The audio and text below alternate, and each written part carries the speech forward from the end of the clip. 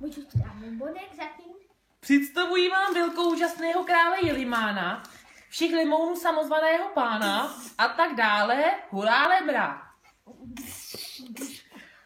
Jelimáne, co tady děláš? Já tak rád trsám. Ty tak rád trsáš. On tak rád trsá. My chceme trsát.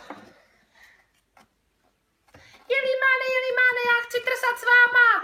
Budeme trsat všichni dohromady. Já tak rád trsám. Ty tak rád trsáš. On tak rád trsá. My chceme trsat.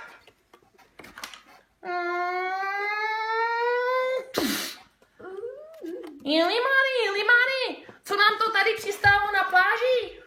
To bude asi rudý noční šotek. Asi bychom ho měli, co? Zamordovat.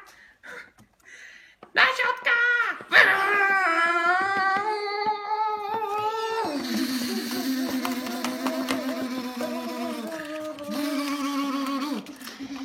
Jelimány, já vám pomůžu! Já dám muštičky na nechty! Pane, na šotka!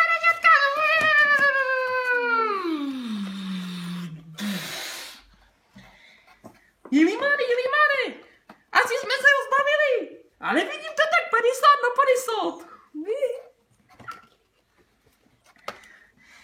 Jelimáne, co kdybychom se podívali, jestli po něm zbyly nějaké dárky? Dobře. Jsou všechny moje. Jelimáne, já bych taky chtěl nějaké dárky. Ne, jsou všechny moje. Jelimáne, já tady žádné dárky nevidím. Asi jsou, jo, tady jsou. Jelimáne, já jsem byl celý rok hodný, já bych chtěl taky nějaký dárek. dobře. Ne, všechny jsou moje. A to je konec našeho představení. My si teď rozbalíme dárky a vy Jdi domů.